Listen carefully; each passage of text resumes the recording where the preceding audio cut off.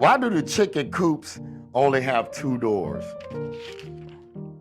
Because if they had 4, it would be chicken sedans.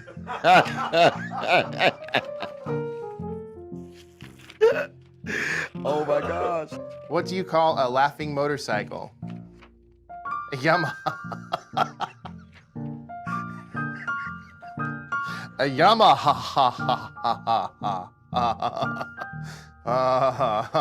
Who is the greatest babysitter mentioned in the Bible? David. He rocked Goliath to sleep. At what time of day was Adam created? A little before Eve. Get out of here. What do you call a cow with no legs? Ground beef. All right, what do you call a fish with 2 knees? A 2-knee fish. I know, it took me a little long. Late. A cop just knocked on my door and told me that my dogs were chasing people on bikes. My dogs don't even own bikes. Did you know the first French fries weren't actually cooked in France? They were cooked in Greece. Oh. Who wrote that one? I tried to eat a clock the other day. It was really time consuming. Wah, wah. Who was the smallest person in the Bible? Nehemiah. Need an ark? I know a guy. How does Moses start his morning? Anybody? He brews a pot of coffee. Jeez, nice. Can February march? No, but April may. Who was the greatest comedian in the Bible? Samson. He brought the house down. Yeah. Those are awful, awfully good. Just like what I grew up with.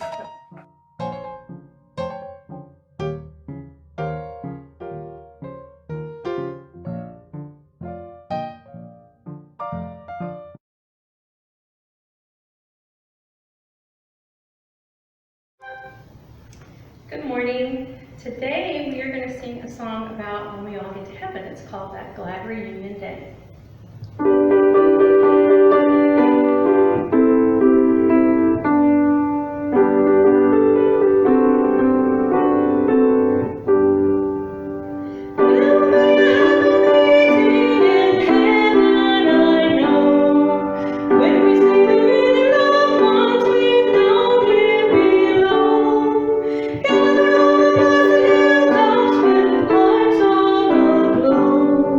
That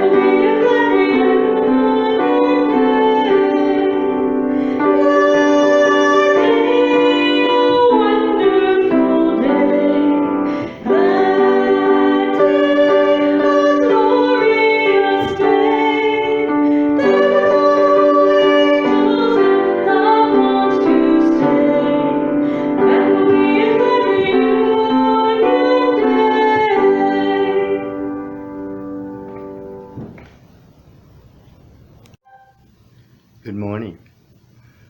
This morning we have 4 readings. I'll attempt to read them. The first one is from Luke 19. The first came forward and said, Lord, your pound has made 10 more pounds. He said to him, Well done, good slave, because you've been trustworthy in a very small thing. Take charge of 10 cities. Then the second came, saying, Lord, your pound has made 5 pounds. He said to him, And you rule over 5 cities. Second reading is from Romans 8. For the creation waits with eager longing for the revealing of the children of God. For the creation was subjected to fertility, not of its own will, but by the will of the one who subjected it, in hope that the creation itself will be set free from its bondage to decay and will obtain the freedom of the glory of the children of God. We know that the whole creation has been groaning in labor pains until now. And the third reading is from 1 Corinthians 2. But as it is written, what no eye has seen, nor ear heard, nor the human heart conceived, what God has prepared for those who love him. And the last is from Hebrews 11, the faith chapter. All of these died in faith without having received the promises. But from a distance they saw and greeted him. They confessed that they were strangers and foreigners on the earth. For people who speak in this way make it clear that they are seeking a homeland. If they had been thinking of the land that they had left behind, they would have had opportunity to return. But as it is, they desire a better country, that is, a heavenly home. Therefore, God is not ashamed to be called their God. Indeed, he has prepared a city for them.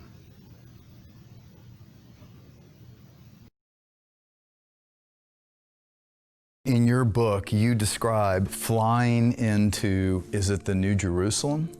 What is it? And describe the beauty and what you saw. I get this incredible airborne view, a descending, slowing down airborne view of the city of gold. And it's a city that's walled. Over the city were majestic mountains that were as gorgeous as any that could be ever seen. However, they did not look that different than Earth. I wasn't disappointed by them, I'm not saying that. I noticed snow, so think about that. Snow, what does that mean? Atmosphere, temperature, snow, what's that all about? I noticed flying birds later. What does that mean? These are the kind of questions I ask. Yeah. Okay, if a bird is to fly, it can't be a vacuum. I'm hearing music. What does that mean? Music can't transfer in a vacuum. It has to be in an atmosphere. There's atmosphere here in heaven. Oh, what does that mean? And you're flying, but you don't have wings. Right. I'm floating is what I would call it. I'm floating and coming in, descending, and finally I come down and touch ground level for a while, and I'm hovering between 40 feet-ish and down, and but I recognize later, oh, there was gravity there. There is gravity. There is atmosphere. There's water. There are animals. So, oh, yeah. Oh, see, it all makes sense now. It has been a 6-week journey for us about what comes after life. We have talked about the evidence of the afterlife. We've talked about our relationships that last forever and reunions that we will be part of. We have explored our God of light and love, whom we will be able to see face to face. and then life reviews that made us remember that everything we do in life matters. Then last week we saw that some people have had even the experience of hell, which calls for a turn of heart toward a God who loves us and who wants to be with us forever. Today we will explore the heavenly city of God. I pray that this journey has been as meaningful to you as it has been for me and for my family. Now, many people ask me what Croatia looks like and whether I miss it. I do. I love Texas, my home here, but it is so hot and so often dry. Its nature is wild and often untamed and even dangerous. Even when I'm in my backyard, I have to be on the lookout for snakes, for red wasps, for fire ants, chiggers, and oh my, those roaches that get into our homes.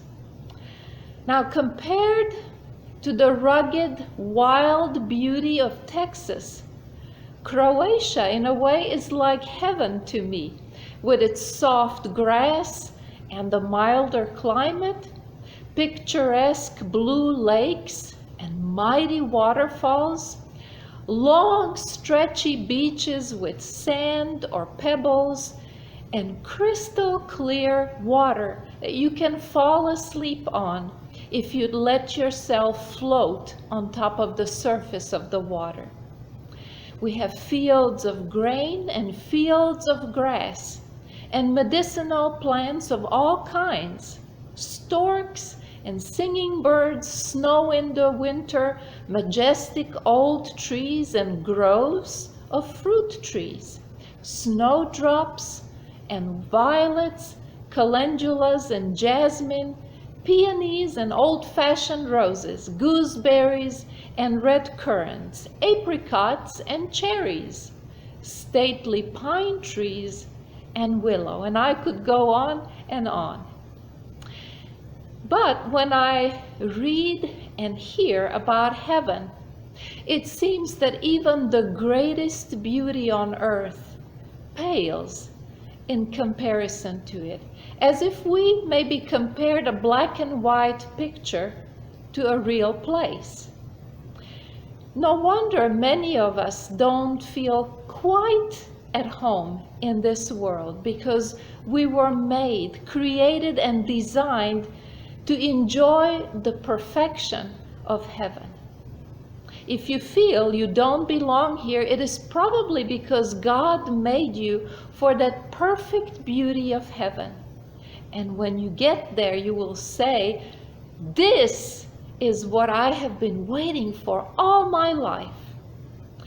Today we will take a trip into the presence of God in heaven, so we may get a foretaste into this place that is waiting for us, and to be able to look forward to it.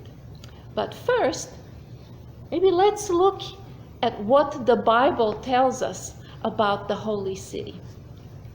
John of Patmos was taken up by an angel into this place, and he describes it to us in the book of Revelation in chapter 21, and I will begin reading at verse 10. "And in the Spirit he carried me away to a great high mountain and showed me the holy city Jerusalem coming down out of heaven from God. It has the glory of God and a radiance like a very rare jewel, like jasper, clear as crystal. It has a great high wall with 12 gates, and at the gates 12 angels. And on the gates are inscribed the names of the 12 tribes of the Israelites. On the east 3 gates, on the north 3 gates, on the south 3 gates, and on the west 3 gates. And the wall of the city has 12 foundations, and on them are the 12 names of the 12 apostles of the Lamb. The angel who talked to me had a measuring rod of gold to measure the city and its gates and walls. The city lies 4 its length the same as its width, and he measured the city with his rod, 1,500 miles. Its length and width and height are equal. He also measured its wall, 144 cubits by human measurement, which the angel was using. The wall is built of jasper, while the city is pure gold, clear as glass. The foundations of the wall of the city are adorned with every jewel. The first was jasper, the second sapphire, the third agate, the fourth emerald, the fifth onyx, the sixth carnelian, the seventh chrysolite, the eighth beryl, the ninth topaz, the 10th chrysoprase, the 11th jacinth, the 12th amethyst. And the 12 gates are 12 pearls. Each of the gates is a single pearl, and the street of the city is pure gold, transparent as glass. I saw no temple in the city, for its temple is the Lord God the Almighty and the Lamb. And the city has no need of sun or moon to shine on it, for the glory of God is its light, and its lamp is the Lamb. The nations will walk by its light, and the kings of the earth will bring their glory into it. Its gates will never be shut by day, and there will be no night there. People will bring into it the glory and the honor of the nations.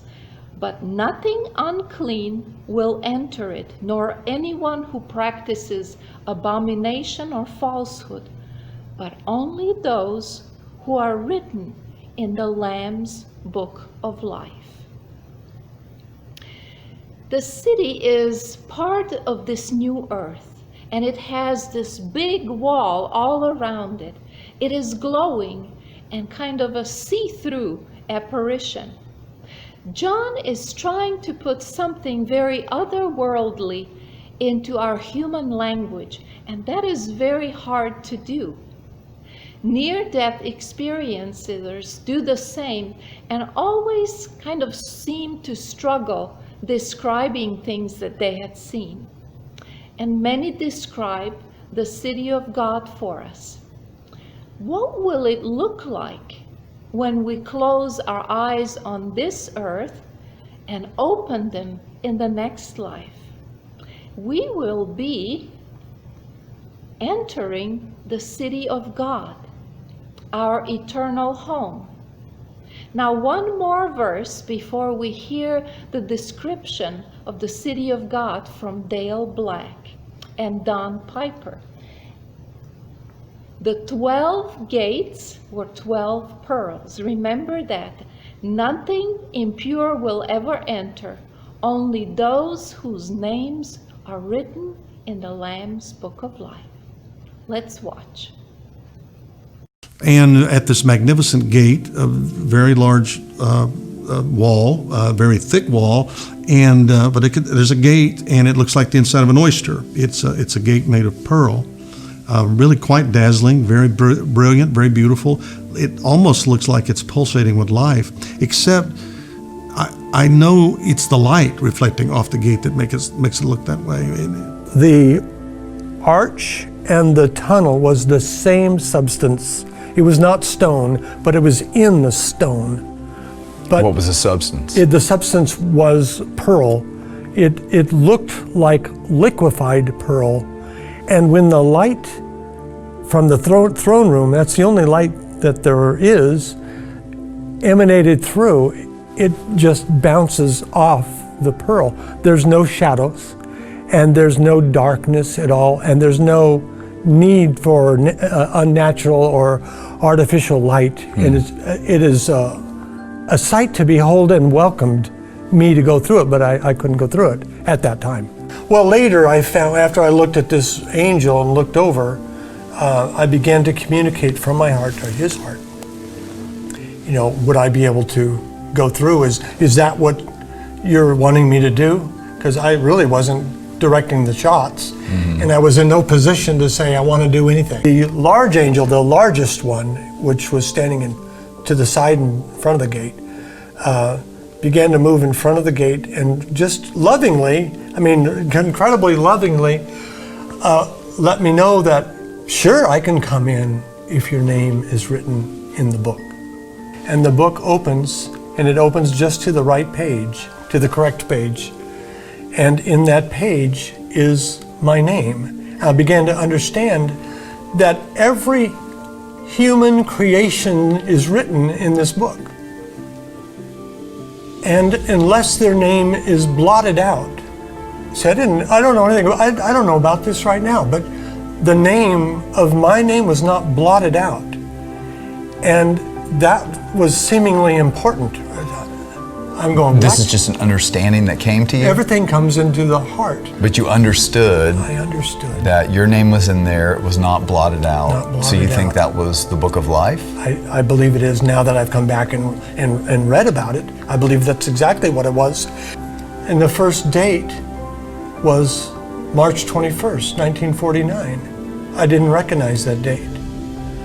And then there was June 27th, 1961, and that'll date me, but I don't care. You know, that dates me, but these are two dates that I couldn't, for the life of me, figure out their significance, and they're connected to my name. What's that all about? And everybody that's there, my two angels, the two other angels that are there, my welcoming committee's over there, everybody's just joyous. They're so full of love and joy.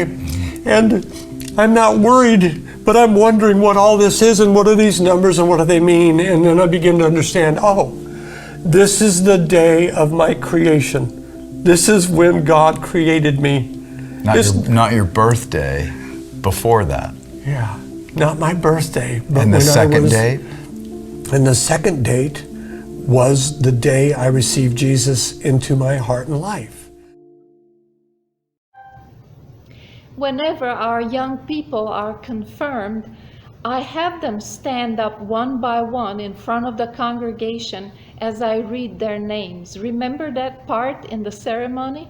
Then I usually say after that, may all these names be written in the book of life. Isn't that a powerful moment? Our hope and wish and prayer that our name will be written in the book of life. John talks about that in the book of Revelation, where he says, I will never blot out his name from the book of life, but will acknowledge his name before my Father and his angels. Jesus will acknowledge his lambs before God and his angels. If we keep ourselves in relationship with God, if we seek his forgiveness, our name will be in the book of life. So as we enter by the pearly gates, what else are we going to see? The size of the city would be half the size of the United States. There was a woman who had a near-death experience by the name of Betty Maltz, and she describes this.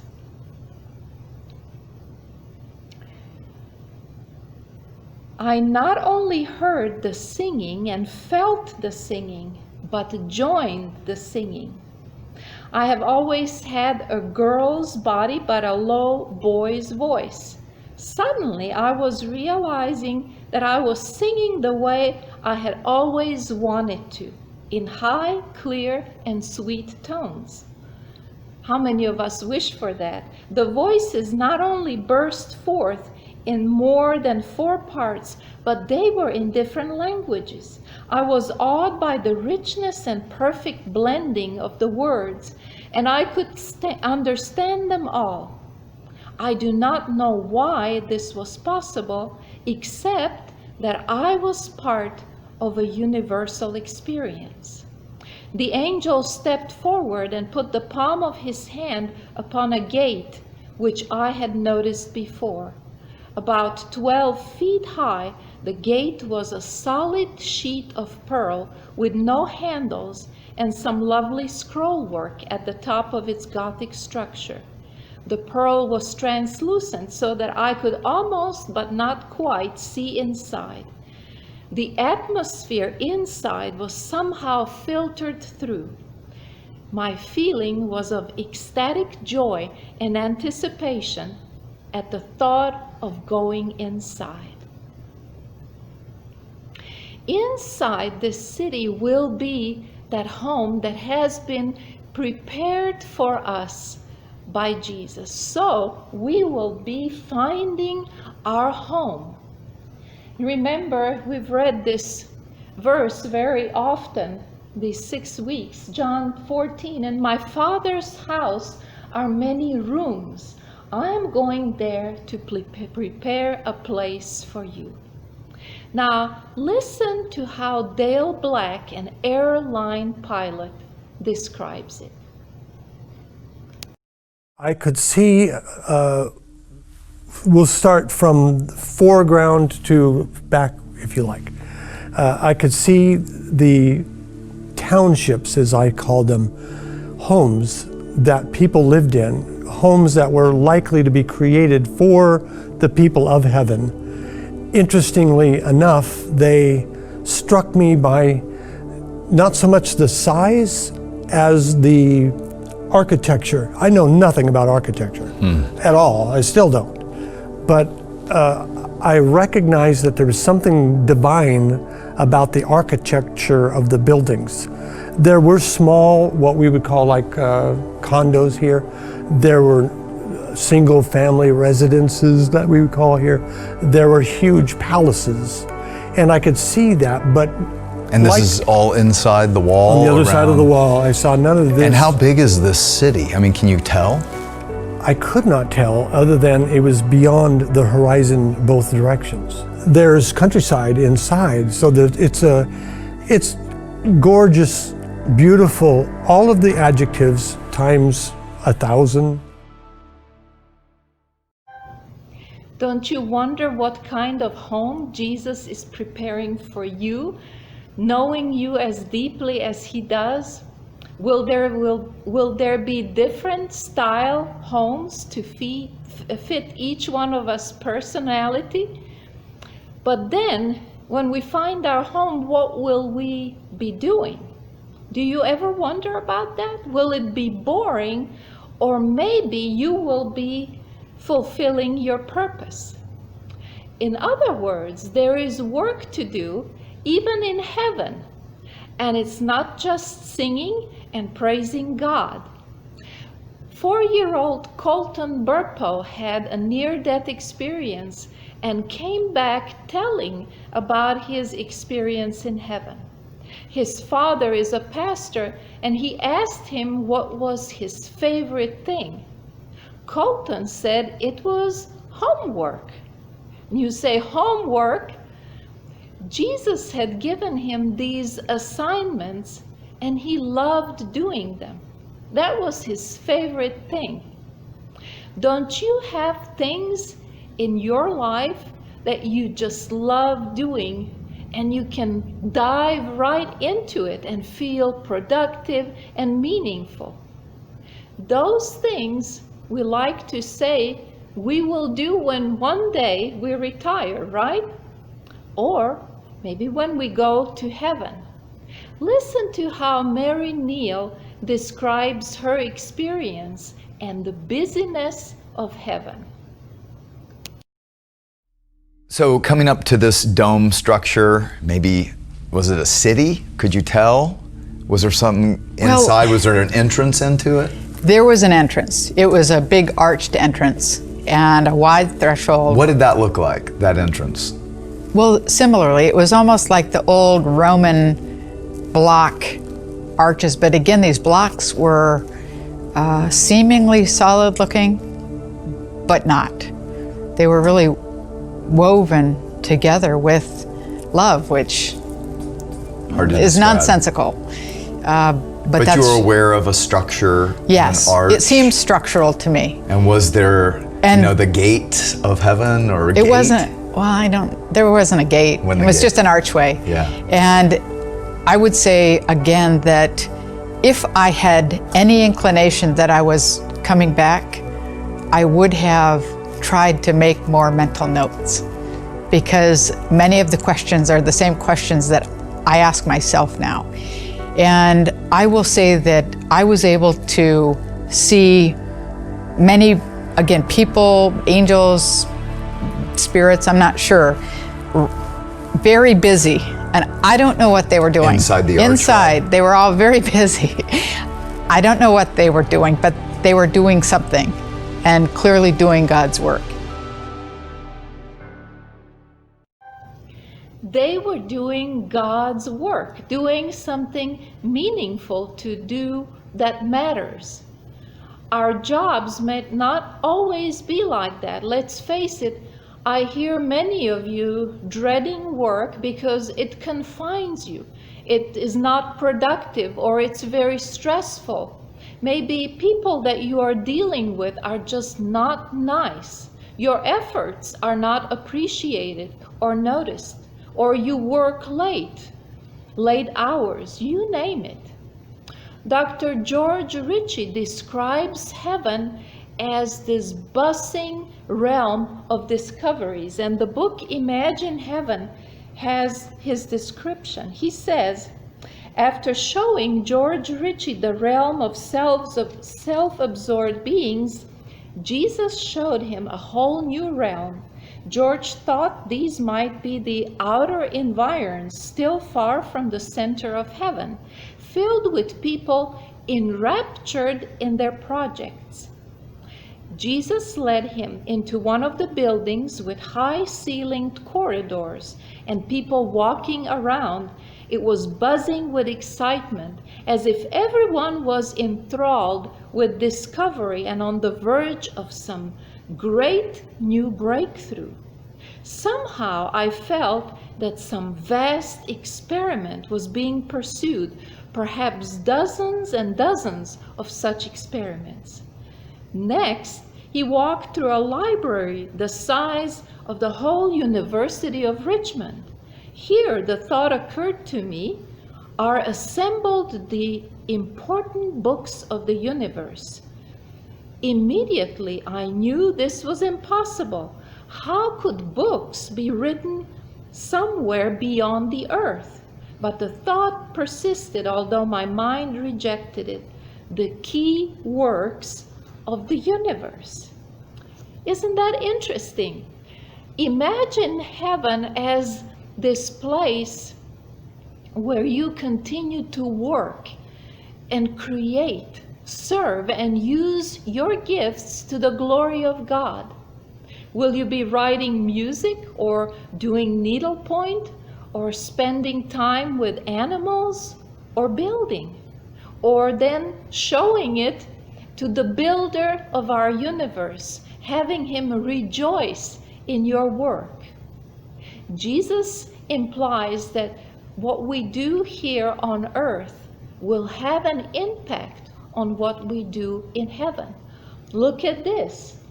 I tell you the truth, at the renewal of all things, when the Son of Man sits on his glorious throne, you who have followed me will also sit on 12 thrones, judging the 12 tribes of Israel.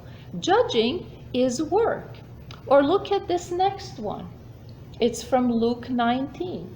Master, I invested your money and made 10 times the original amount. Well done, the king exclaimed. You are a good servant. You have been faithful with the little I entrusted to you. So you will be governor of 10 cities as your reward. Look at that. The next servant reported, Master, I invested your money and made 5 times the original amount. Well done, the king said. You will be governor over 5 cities. What and how we do our work here on earth makes a difference, and it is noticed by God. If we are responsible with a little, we will be put in charge of more. This life is not the end. How are we living our life? In a faithful way? Whoever can be trusted with very little can also be trusted with much. And whoever is dishonest with very little will also be dishonest with very much. So if you have not been trustworthy in handling worldly wealth, who will trust you with true riches? Now, let us see a bit more of this heavenly Jerusalem. Well, the gate is quite large. The gate itself, the entrance is small, and the wall is very thick, but you can actually see through it. So I'm looking over these people, and I can see through it. And there appears to be this massive boulevard that really kind of bisects the city, and it is made of gold. But gold that is so pure you can see through it.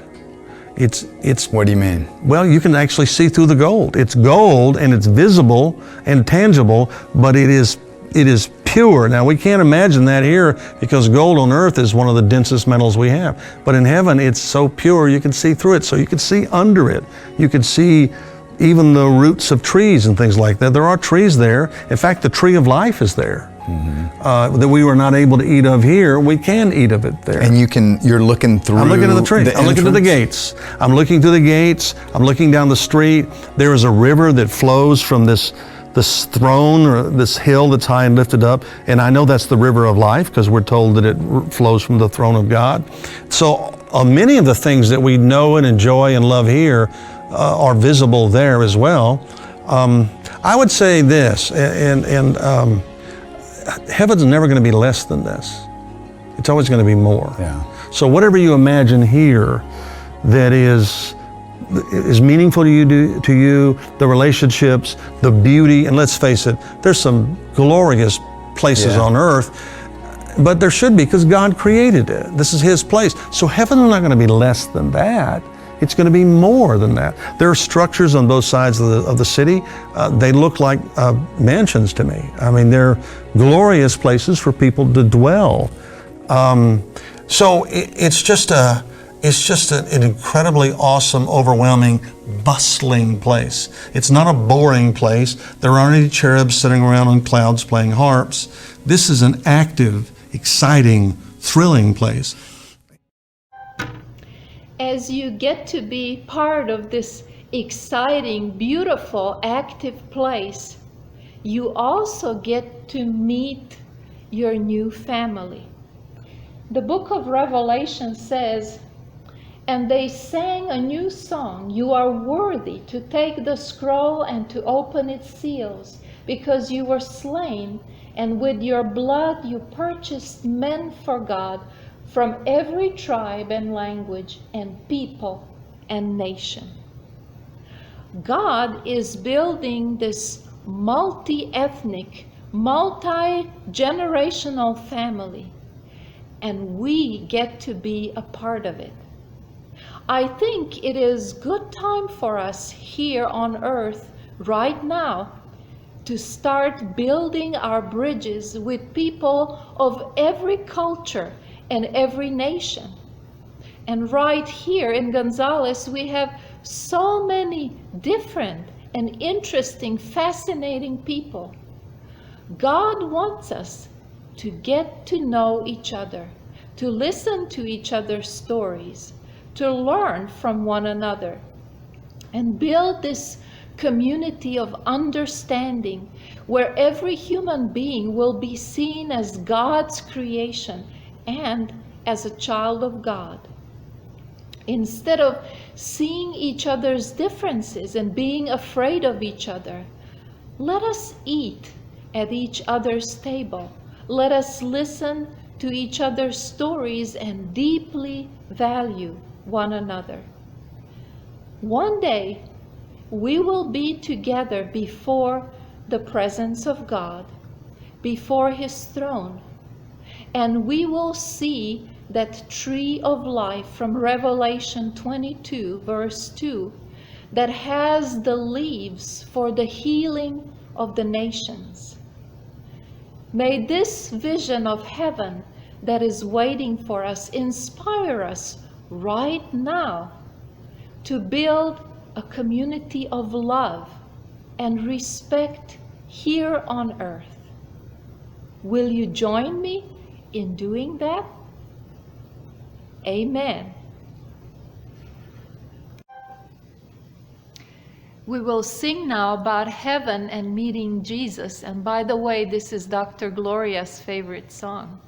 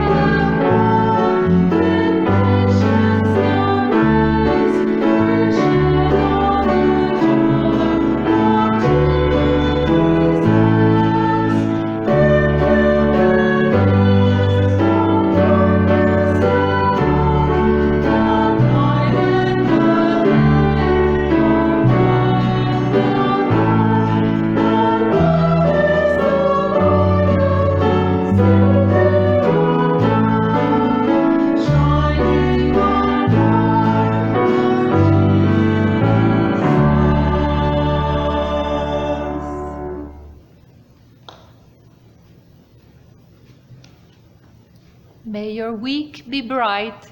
Bye-bye. See you next week. Bye.